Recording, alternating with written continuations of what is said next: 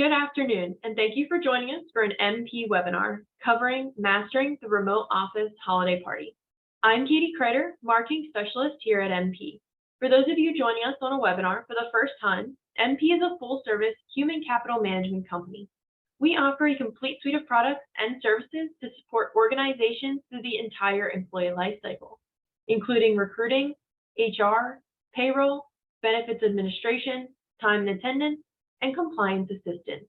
We support our clients with cutting-edge technical solutions, as well as proactive, reliable service, and deep HR and payroll expertise. At MP, we are wired for HR and help our clients succeed by aligning their people strategy with their business goals. I'm excited to introduce your presenter for today's program, Natalie Simmons. Natalie believes in the power of fun to forge authentic connections between coworkers, build resilient teams, and ultimately support more profitable businesses. Leveraging her knowledge from 3 years in social impact strategy consulting, today, Natalie leads both the virtual and in-person operation teams at ZogCulture, with a mission of creating connection and building community in workplaces through playful team building events. When she's not geeking out over people and culture, you can find Natalie on her yoga mat, upside down, in a headstand, or skiing the slopes in her beautiful hometown in Lake Tahoe. ZogCulture serves as the events partner for hundreds of organizations ranging from startups to Fortune 500 companies. Clients seek their expertise when they need help planning creative events to enhance interpersonal connections, connect a dispersed workforce, and increase employee engagement. The company uses play to create more productive and positive connections within corporations by hosting in-person events such as field days and summer picnics, as well as virtual events which allow companies to hold professional, engaging, and high production experiences for their remote workforce. Whether your office is in-person, virtual, or hybrid, ZogCulture is a partner who can help transform your company into a place people want to work. For more about ZogCulture and their offerings, visit www.zogculture.com. And just a few housekeeping issues before we get started here today. If you would like to submit a question during the program, please use the Q&A feature at the bottom of the screen. We will be sending out the recording of the webinar later today, along with the slides. And with that, I'm going to hand the mic off to Natalie. Thank you. Thank you very much for the introduction and welcome, everybody. So glad to have you here. I wore my most festive Zoom background for this occasion. We are very proud at ZogCulture to be working with MP as our HR, payroll, and benefits partner, and are happy to be here today. We realize that many people do not associate play with work. So we're here to dispel that myth and challenge the assumption that business and play need to remain separate. In fact, our mission is to create connection and build community through playful team building experiences. And you'll get a real sense of what I mean by that as I talk through the slides today and more about planning your virtual holiday party. So today's presentation is going to be purely focused on the holiday season and tips for creating playful and inclusive virtual holiday gatherings. So just as a quick little preview of what's to come, we're going to be covering 1, tips to make virtual holiday experiences inclusive. 2, ideal timing for virtual holiday gatherings. 3, some gifting tips. 4, how to add a charitable component to your event. And then finally, 5, activity inspiration. So get excited. We're going to do some party planning together. We're going to get into the details. All righty. On to the next. Before we jump into holiday parties, I did want to start with sharing our favorite practice, which is something we do in every meeting at ZogCulture, which is the famed connection moment. So since you're here to learn about hosting virtual holiday parties, we wanted to set the stage by sharing this concept with you all. And actually, if you were on our previous webinar, you may have done this with my colleague Sam in the past. So a connection moment, the way that we define that is we spend 1 to 5 minutes of any virtual meeting, really typically in the beginning as a way to set the scene, focused on a playful connection prompt. You're probably asking yourself, what is a playful connection prompt, Natalie? Here, a couple examples of that may be the question of, what is your favorite holiday tradition and why? Another may be, what are you grateful for in 2022? So we actually have like over 200 of these questions. What started for us is a list of 52 prompts based on a standard deck of cards, 52. What started as those 200 kind of research backed, as well as just silly questions that we use on a rotating basis to learn about each other, has really grown into an entire set of events for us. So both virtual and in person. And what I love about these prompts is that many of them are research backed by folks like Adam Grant, who's an organizational psychologist, and also Tim Ferriss, who's a New York Times bestselling author, who's worked on the issue of like creating connections at work. So as well as Stuart Brown, which I'll talk about him a little later as we talk about how to design an inclusive event.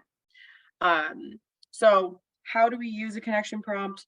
Once you decide on what question you'd like to ask, some tips to make this super effective are, first, to add that connection moment literally into the meeting agenda.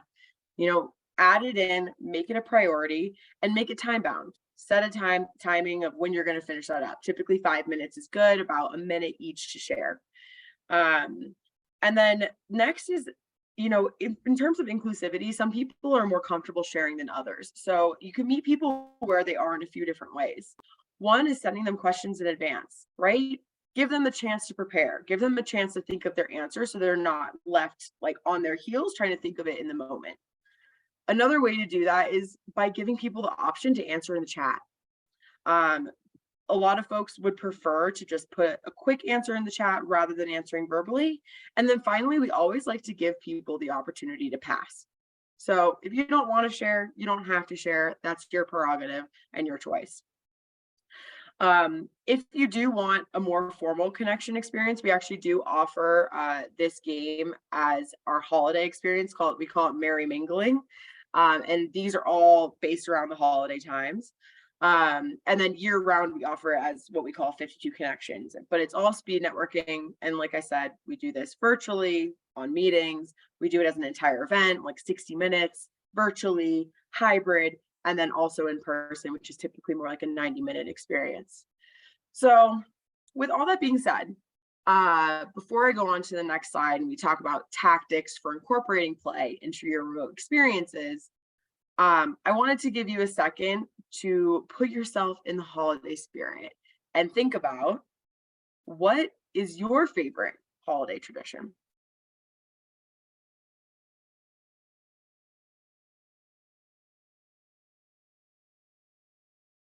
Intentionally giving some silence here.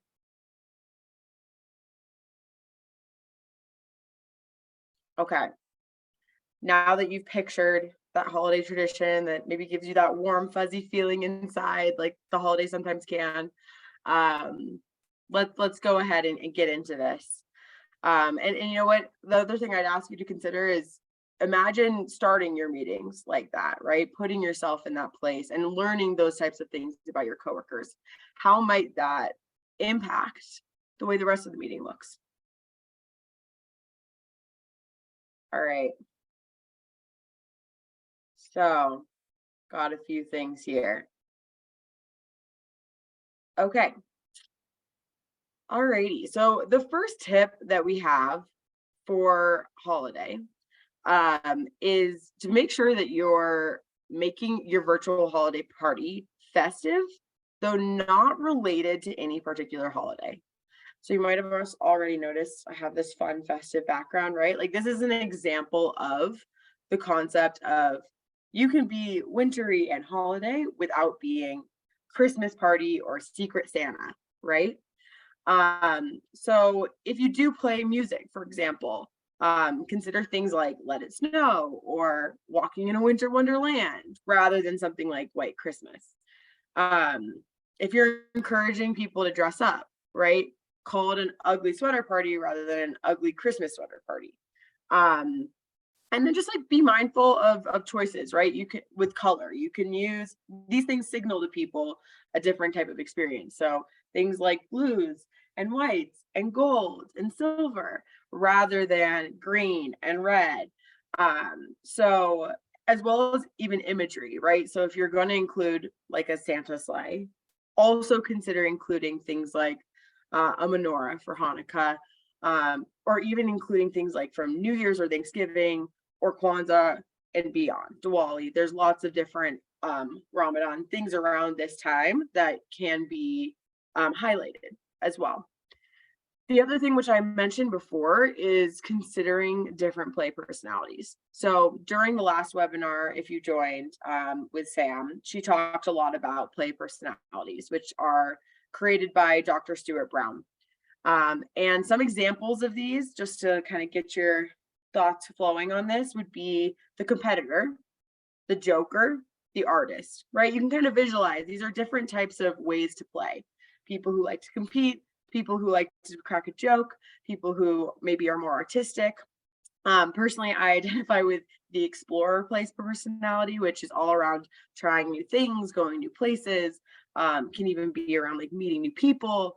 So to sum it up on a high level, this research is all about that people acknowledging that people play in different ways. And what's fun to one person may not be fun to somebody else. So as you think about planning your virtual holiday party, think about how different play personalities might engage with that. And then ask yourself the question, is there something for everybody? The next thing, which you'll notice is really thematic here, we say this a lot, it is really important to include an objective and agenda, even in your team building events. This is really virtual meetings 101. Even if the meeting is not business focused, many folks like to know what to expect. They like to be prepared for the event, right? They may need to be dressed a certain way, right? If you're making cookies or wreaths, like you want to be probably wearing something you're not too worried about getting dirty. Or if you're going on a walking tour of New York City to see all the trees, right? Like you probably want to be wearing sneakers. The same thing is true on virtual, right? Like it's helpful to know what you need to bring to the experience. And that includes mindsets as well as, different ingredients for the experience. And then the last thing to consider here is including families and non-drinking events, right? I think a lot of us, when we envision the holidays, we think about boozy holiday parties, right? Happy hours, things of that sort. It doesn't need to be that. Virtual holiday party really gives you a chance to rewrite the script on what a holiday party can look like. So, for example, rather than a mixology class, you might want to consider a cookie making class. If you're sending cocktail recipes in advance, you also should probably be sending mocktails. If you're sending a gift, consider something that the whole family can take part in, right? Like the holidays are really a lot about family. And what we find now with a lot of people working from home is their families are just more engaged in these types of activities. And it's nice to be able to bring that piece of themselves in if they want. So let's move into just some guidance on timing. So the first thing to think about here with virtual is I think we often forget if we have most folks in one time zone, that there are people in others, right? So if you're planning a morning event and it's 10 a.m., you're hitting 7 a.m. on the West Coast. So think about the different time zone. And then if you're planning an after hours event, another thing to think about is like, who really is your audience? If you have a lot of parents who are working with you, you may want to consider like the fact that they may have to pick up their kids or that their kids will be home. Also, another consideration here is, do you have folks who are part-time who work certain hours and are only available during those times? These are all just inclusivity questions to considering your audience. Another thing to be mindful of is really just what's happening in your business. So you might have a sales team that needs to meet quotas at the end of the quarter, right? And holidays right around there. You could also be launching a new product, or you could be working on a certain sprint together, right? So keeping in mind like the energy behind how people are going to be showing up. If there's a lot of things going on, it may not be the best time. And that's okay. I think that's why it's really important to include your business leaders and managers in the conversation around what you want to do for your holiday party and ask them about certain days, times that work for their respective teams. On this note, I would want to just encourage too that it's important for managers to attend. And the reason for this is that people often feel more comfortable taking time away from their work if their managers lead by example in that way too.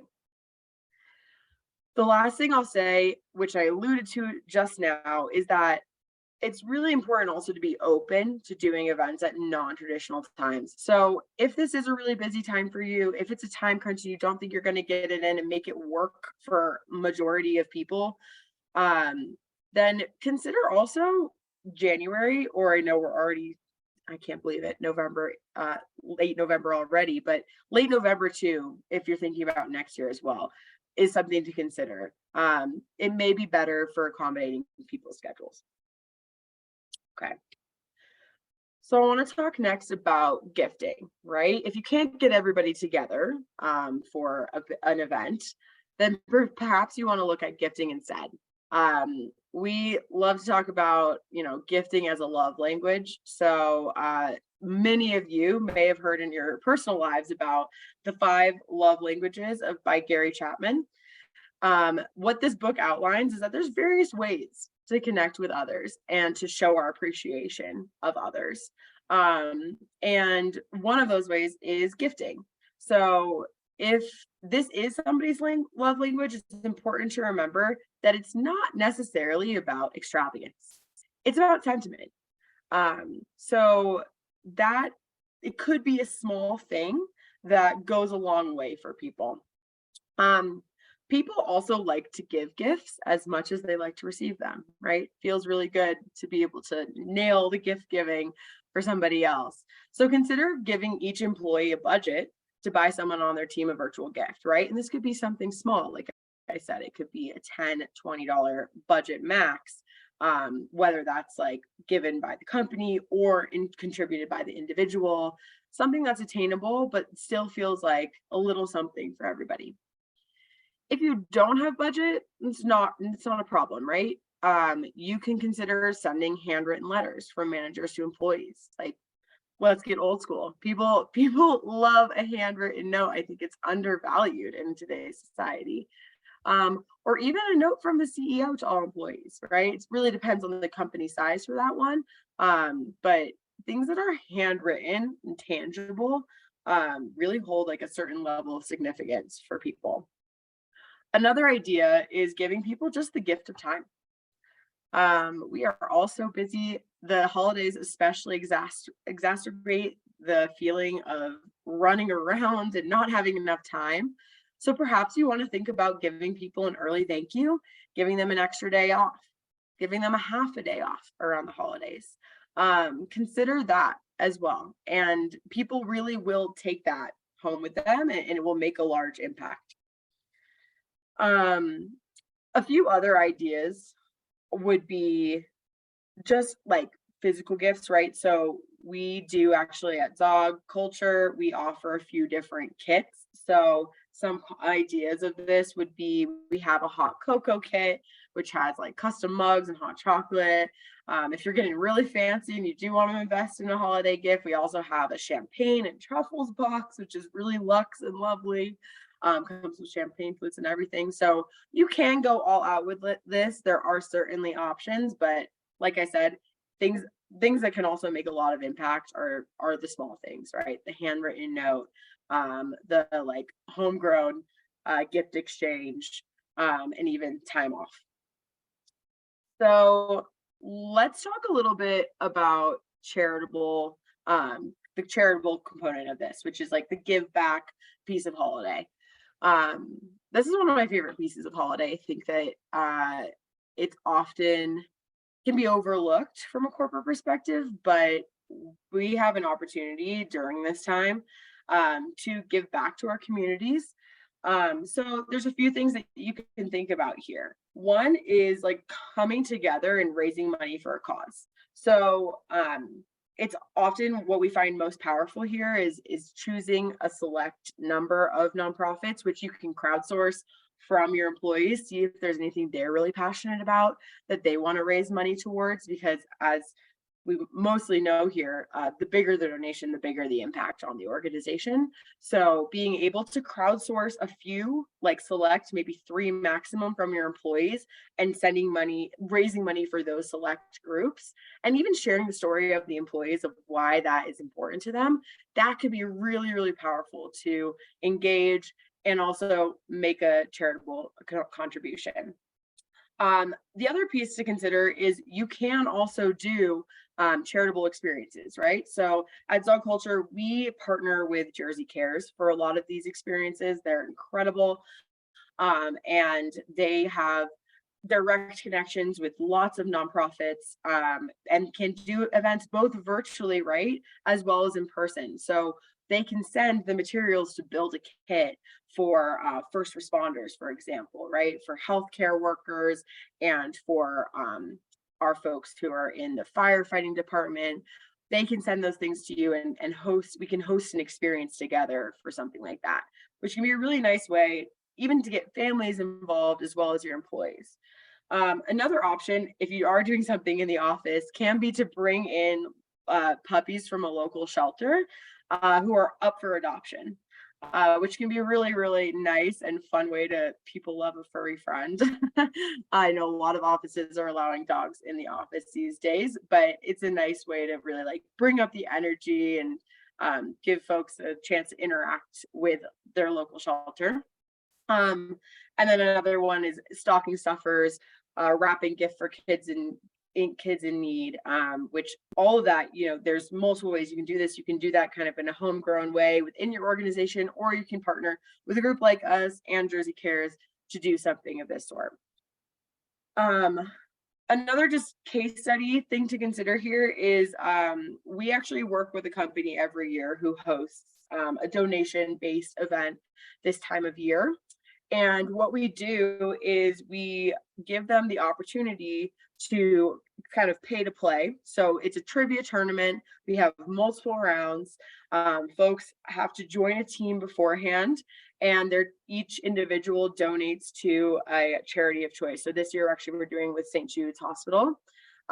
Everyone donates, and then that's pay to play. And then once we're in the game, we also add that as a component. So to be able to get to the next round, you can either be the most like win the trivia, right? Get the most answers correct, or you can buy your way into the next round. So if you are the most charitable team, you also get a chance to move on to the finale. And this can be really fun because it kind of brings this like extra level of energy and excitement. And we've actually seen that this type of approach has raised, in the past, we've raised between 15 to 20,000. This year, we're looking to raise almost $40,000 for St. Jude's with an event like this. And it's been 3 rounds of trivia plus a finale, which is just really exciting and impactful. And there's a way that you can gamify this type of experience. There are other just amazing charity platforms that you can opt into here during this time of year. Pledge is a plugin actually with Zoom that you can donate live on events, both via text and directly via Zoom to a web browser, which works with a ton of different nonprofits. And then there's always GoFundMe, which is a little more personalized, right? Can be for individual causes, as well as Donors Choose, which is a really nice way to just be able to provide equipment for school teachers and kids in their classroom. So there's a lot more that I could list here, but those are just a few that really stand out to me that I thought worth sharing. So I'm going to go a little bit into in-person versus virtual. So while today's conversation is really focused on virtual, I do want to acknowledge kind of an elephant in the room, which is that a lot of folks still have people in person, right? So what we're seeing kind of in the marketplace is that there's a cohort of companies and employees who are 100% remote first, but then there's a group of people who are all 100% in the office, but then majority of companies are in this middle spot, which is hybrid. They have people coming in a few days a week, and then they're home a few days a week. So oftentimes for those companies who are in this middle space, they do like to do something in person as well as virtual. So what I would say here is that what's most important, like all of this, is just intentionality. Thinking about how in-person gatherings might fit into your remote engagement approach. So two specific ideas around this are you can do both in-person and virtual. So what I mean for this is that you may want to have a remote event for the folks who are going to be permanently remote, make sure that they can be engaged. And then consider also doing a parallel event at the same time. The two groups can be separate, right? One in person, one virtual, where there's similar experiences, right? So for example, we've done this in the past where we have a Zog Olympics event, both that we offer virtual and in person. And Zog Olympics is kind of like a field day, competitive kind of game.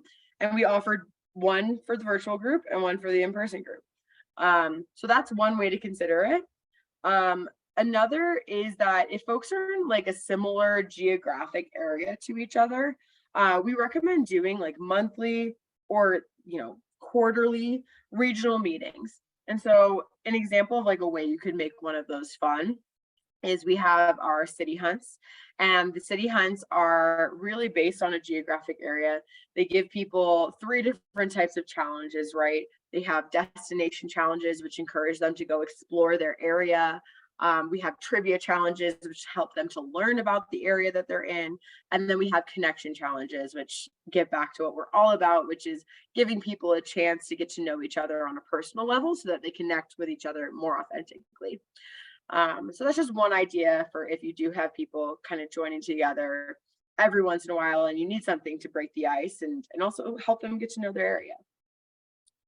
So gonna go over here some of our like high level virtual activity guidelines, right? And this kind of sums up a lot of the things I've been talking about. So our bread and butter here is planning events. And planning events does not need to be difficult. But like what a lot of I've covered on this presentation, it needs to be intentional. So here are some tips. The simple tips, if you're going to take something away from this event, this webinar today, would be first and foremost, make a decision on the format and stick with it. So that could be virtual, it could be in person, it could be some combination of both, right? But just be really clear about the way that you're gathering, right? I love Priya Parker for this. She talks about the art of gathering. Intentionality is like step number 1. Know why you're getting together.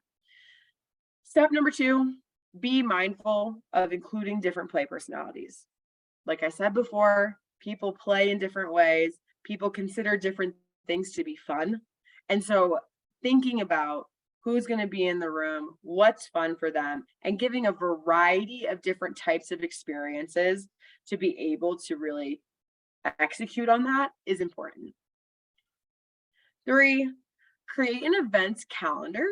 So if you decide to offer different holiday options, you can let people know all of the options up front, right?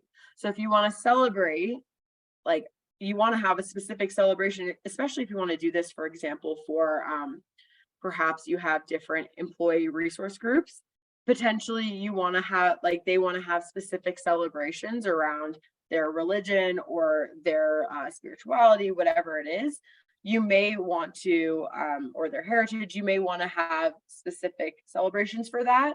And just make sure that it's in the calendar and people know what the options and the opportunities are so that they can opt in for the things that are interesting for them. Same kind of thing on like the types of experiences, right? Some people may be really interested in playing a game, while other people may be more interested in coming in and watching a like webinar, or they may be more interested in coming in and being engaged in an activity like candle making or aromatherapy or wreath making or even like cookie baking, right? Which you can do all of those things virtually as well, right? There's the option to ship kits to folks and do that at home.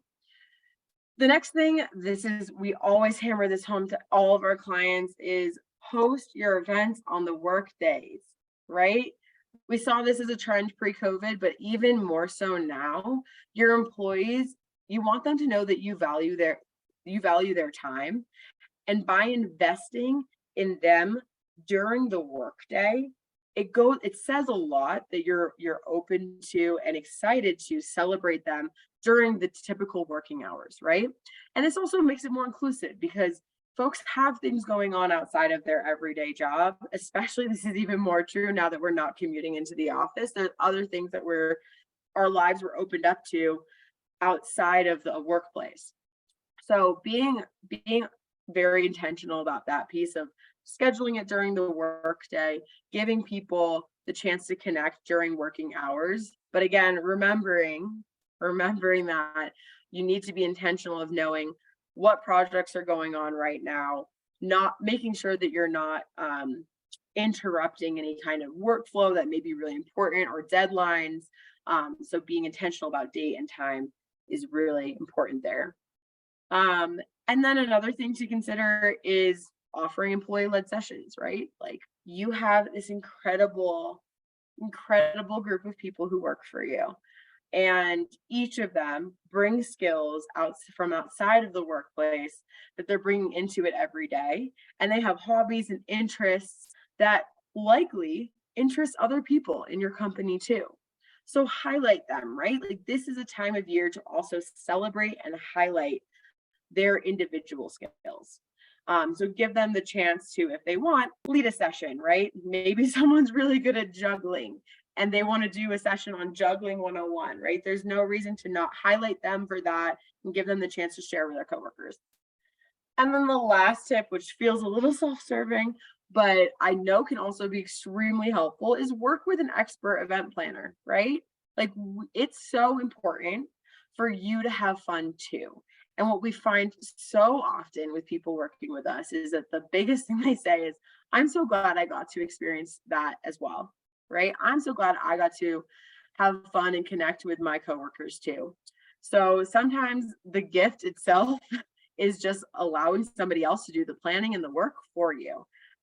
So if you have the budget for that, we definitely do recommend allowing yourself to kind of take that step back, let the experts do the planning, do the facilitation, do the tech, right? Which all of that can be a little hectic, and then allow yourself to have some fun too. So I'm going to actually share some of our virtual games, which may be inspiration for everybody.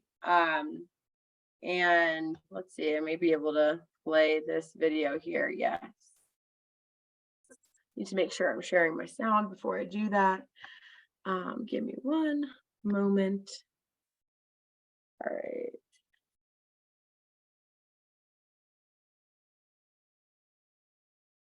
To foster connection and cheer, check out Who Stole the Presents. This logic and trivia-based game is a real crowd pleaser. Join the ZogCulture investigative crew in discovering which of the shady suspects stole the presents. And in our custom version, you may discover that the thief is within your own company. Merry mingling. Get to know your coworkers through fun, festive prompts, virtually or in person. It's speed networking with a holiday twist. The Winter Games. Test your team's trivia knowledge on the Winter Olympics and compete in hilarious photo and video challenges. Don't forget to strike your best Michaela Maroney stink face for the cameras. Holiday Trivia. Teams will put their heads together to complete as many trivia questions as they can before the time is up. Blizzard Bingo. This musical bingo game will have your team singing along to some of your favorite holiday classics and pop hits. Hosting a holiday party in your office or another venue? Ask our sales team about our in-person winter events and our New York City holiday hunt. ZogCulture, your partner in play at work. Alrighty. So those are some of our favorite holiday virtual events. And I've already talked about these a little bit, but there are other things that you can absolutely do virtually as well. So things like You can do gift boxes, but you can also do a holiday gift exchange. And that's an easy thing to set up, right? A great website for that is Elfster. They make it really easy to put in a budget as well as a wish list so people and addresses so people can get connected with each other and be able to send things out. It's also can be nice to do like a wellness class around this time, right? Like even offering something like a sound bowl meditation can be really nice. Or we have certain workshops that are around keeping your calm or keeping your cool during the holiday time. So those things can be nice as well as an additional thing to consider. Also things that are tactile, right? Like mixology classes, cooking classes, whether you're including kits for that or you're having people source their own ingredients, which just make sure you send things in advance, right? Give people heads up of what they need. Those are fun ways to connect. Wreath making, right? I've mentioned this. And then I mentioned this before, but this how to avoid burnout, right? Food and mood, those things are all very applicable during the holiday too. All right, and then I am going to just share a couple of these in-person options as well. So these are a few things that we're offering this year for holiday, but it's absolutely a lot of these things you can recreate as well. So things like, having a DJ and an MC makes such a big difference at events, right? Having someone who ties the event together, having the soundtrack of your experience. Music goes a long way. Having things like a character artist can be fun, right? Casino games, of course, with, fake money. But things like that, people are often looking for. Photo booths. You can do like a local wine and beer tasting. Tarot card readers, massages, candle making. And what you'll notice here is like there's kind of things all over the map in terms of experience. And so things that different people will find fun. So that is all I have for today. I did want to take a few moments here to answer any questions that have been shared by the group.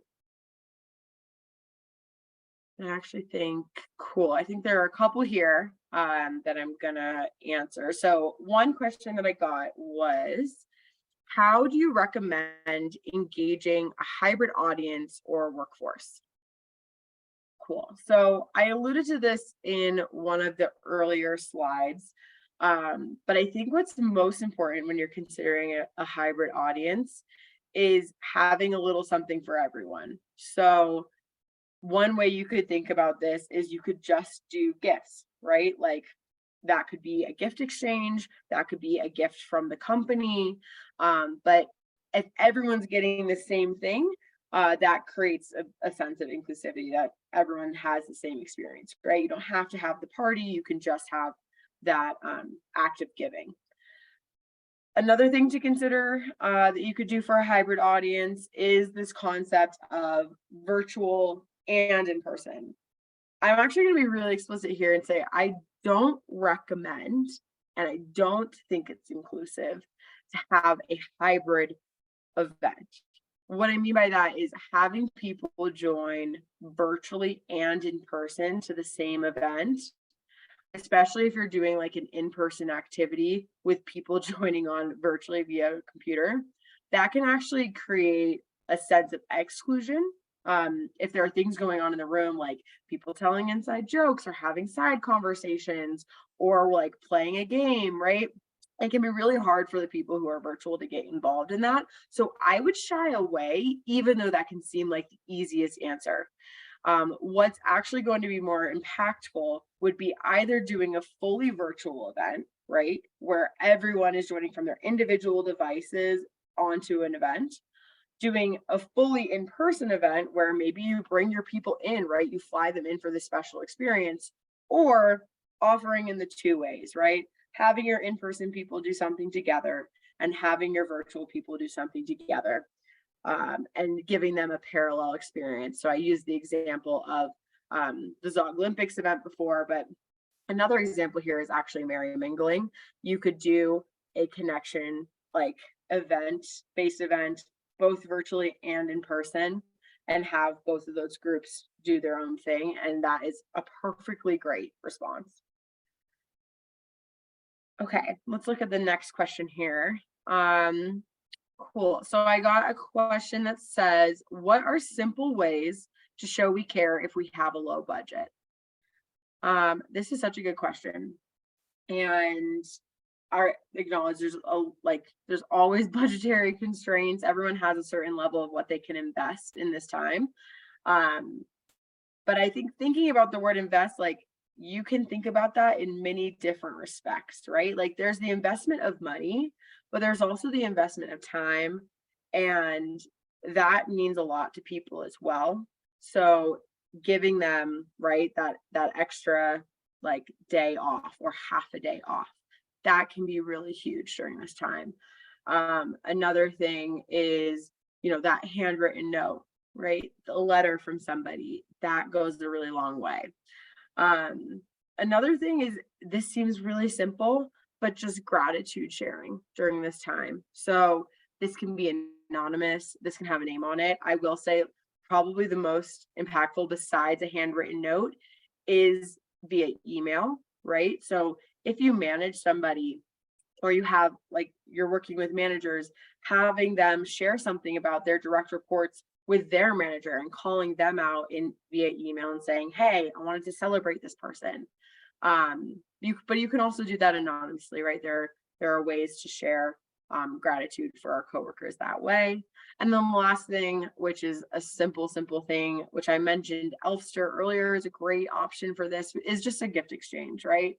But being really clear about setting the amount that you are open to people spending, or kind of limit that you want them to keep to, or providing a small stipend for them to be able to get something as a gift for their coworkers. So those are a few low budget ideas.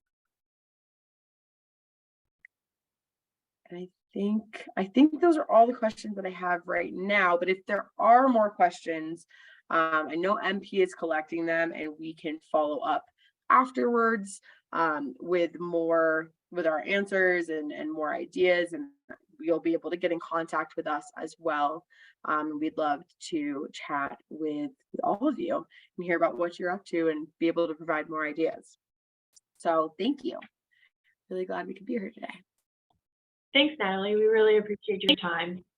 To learn more about MP's HR services for 2023 and more, please visit our website or call 774-266-6497. And to learn more about ZogCulture, please visit their website at www.zogculture.com. Be sure to join us next week on our upcoming webinar, Employee Handbook, Common Mistakes Every Employer Should Avoid. Visit our website to register and to see the full calendar of upcoming events and available resources. We will be sending out a recording of today's webinar along with the presentation slides this afternoon. Thanks for joining us and have a terrific day.